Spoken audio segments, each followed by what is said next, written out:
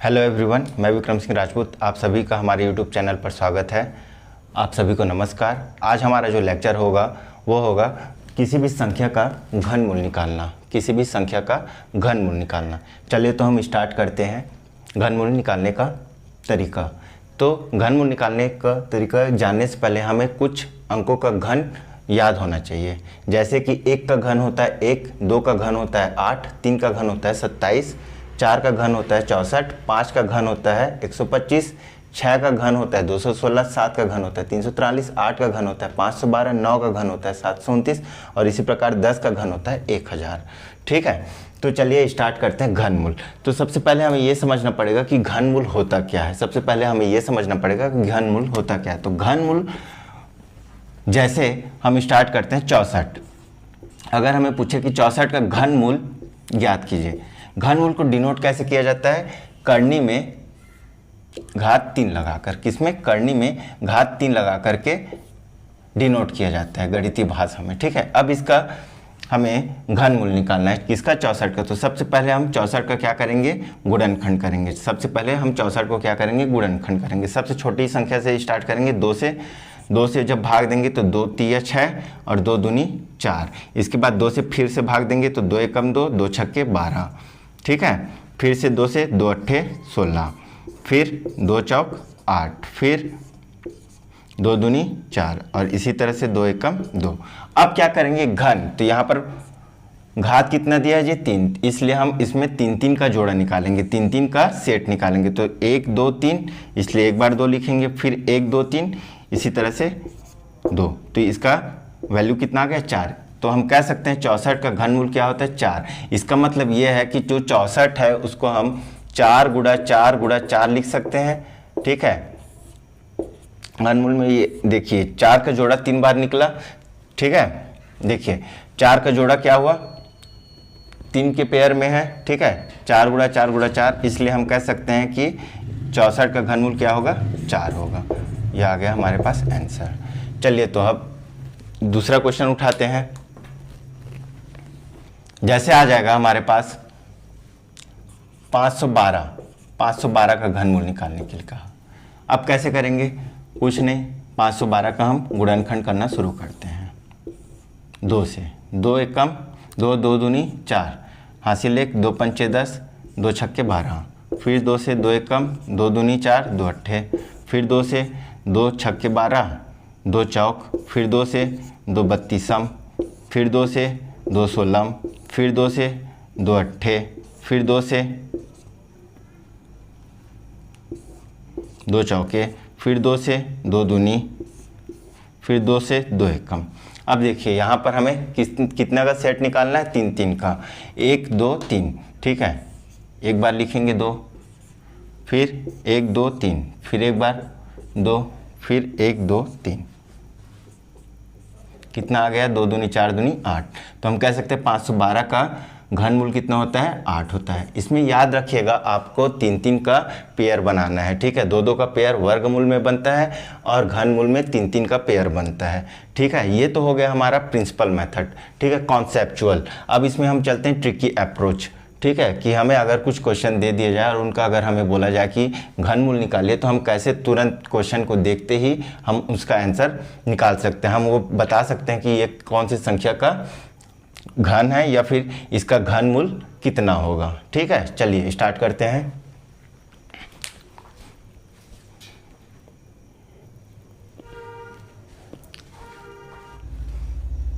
हमारा पहला क्वेश्चन है 1728 का घनमूल निकालना। ठीक है, तो चलिए चलते हैं कैसे निकालना है इसको 1728 का घनमूल। चलिए देखते हैं। ठीक है, बहुत ही आसान है, बस 2 से 3 स्टेप हमें फॉलो करना है और उसके बाद हमारा रिजल्ट हमें प्राप्त हो जाएगा। चलिए देखते हैं। तो सबसे पहला स्टेप है कि इसको हमें इकाई के अंक से पहला, दूसरा, तीसरा 3 का पेयर बनाएंगे पहले तो, और जो बची हुई संख्या है उसको एक पेयर बनाएंगे। ठीक है, अब दूसरा स्टेप में हमें क्या करना है? हमारे पास 1 से लेकर के 10 तक का घन रखा हुआ है। ठीक है, अब हमें ये देखना है जो इकाई का अंक 8 है वो किसके घन में आता है, किसके घन के इकाई में आता है। ठीक है, 8 किसके घन के इकाई में आता है? तो देखिए यहाँ पर 2 की घात 8 है, ये इकाई का अंक क्या है? 8 है। और कहीं पर आता है क्या? नहीं आता है, देख लीजिए। ठीक है, तो हमें तो ये पता चल गया कि ये 8 है, ठीक है, सॉरी।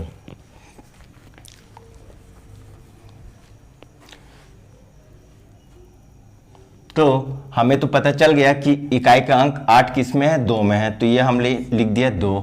अब हमारे पास एक स्टेप बस और पता होना चाहिए, ठीक है।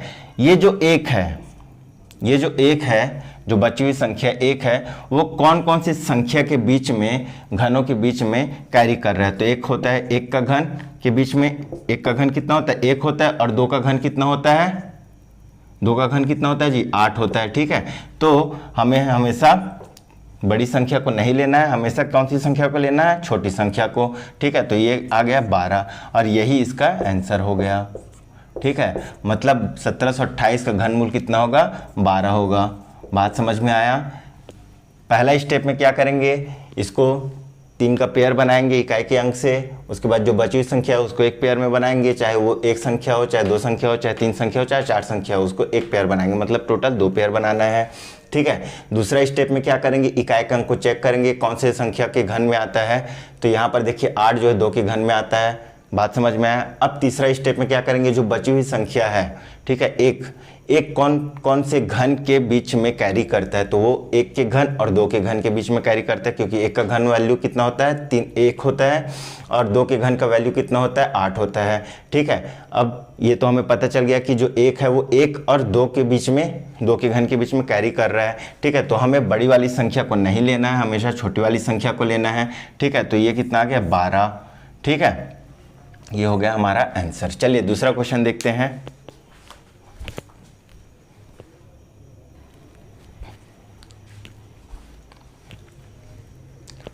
अगला क्वेश्चन है हमारा 6859 का घन निकालना है। चलिए अब दूसरा स्टेप, ठीक है। अब इसको कैसे करना है, पहला स्टेप, इसको एक पेयर बना लिए, इकाई के अंक से 3 अंक को। दूसरा स्टेप, जो बची हुई संख्या उसको बना लिए पेयर में। अब 9 को देखिए कौन से इकाई के अंक में आता है, किसके घन में इकाई के अंक में 9 आता है। तो देखिए 9 के घन में इकाई, 9 का घन कितना होता है, 729। 729 के इकाई के अंक में 9 है क्या, बिल्कुल है। तो यहाँ पर आ गया हमारा एक अंक तो हो गया 9, ठीक है, पहला स्टेप। कोई दूसरा अंक कहीं पर आ रहा है क्या, 9 नहीं आएगा, ठीक है। अब बचा क्या, दूसरा 6, ठीक है। अब क्या बचा, दूसरा 6 को हमें चेक करना है कौन कौन से घन के बीच में कैरी करता है। तो देखिए 6 जो है, 1 का घन कितना होता है जी 1, और 2 का घन कितना होता है 8, इन दोनों के बीच में कैरी कर रहा है, ठीक है। तो हमें कौन सा लेना है, बड़ी संख्या को कभी नहीं लेते, छोटी संख्या को लेते हैं।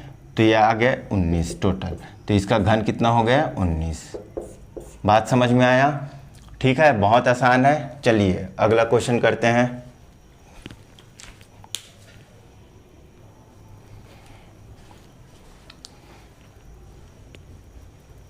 हमारा नेक्स्ट क्वेश्चन है 12167 का घनमूल ज्ञात करना, ठीक है। कैसे ज्ञात करेंगे, फिर से वही स्टेप फॉलो करेंगे।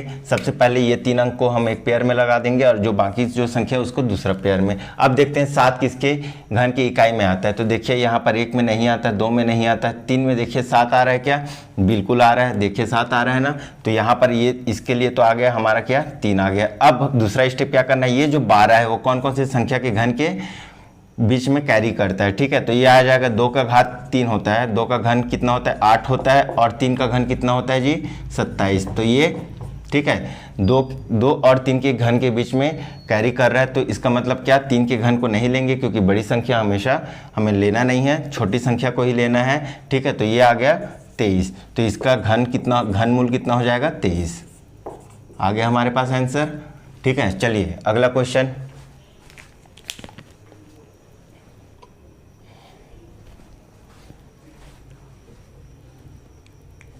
हमारा अगला क्वेश्चन है 91,125 का घनमूल ज्ञात करना, ठीक है। चलिए फिर से उसी प्रोसेस पे ही हम आगे बढ़ते हैं। सबसे पहला इसको 3 का पेयर बना देते हैं, ठीक है, 3 अंकों का पेयर और एक दूसरा 91 का पेयर, ठीक है। अब 5 देखिए किसके घन की इकाई में आता है, तो 5 के घन में आएगा, ठीक है। 5 का घन कितना होता है जी 125, तो ये आ गया 5। अब दूसरा स्टेप क्या करना है, 91 कौन कौन से घन के बीच में कैरी करता है ये हमें पता करना है, ठीक है। तो देखिए 4 का घन होता है कितना 64, और 5 का घन होता है कितना 125। इन दोनों के बीच में कैरी कर रहे हैं 91 आ रहा है, ठीक है। 64 125 के बीच में 91 आएगा, तो बड़ी संख्या को नहीं लेना है हमें, छोटी संख्या को लेना है। तो क्या लेंगे हम, 4 को लेंगे। इस तरह से हमारे पास आ गया आंसर कितना 45, ठीक है। तो 91,125 का घनमूल कितना हो जाएगा, 45 हो जाएगा, ठीक है। चलिए अगला क्वेश्चन।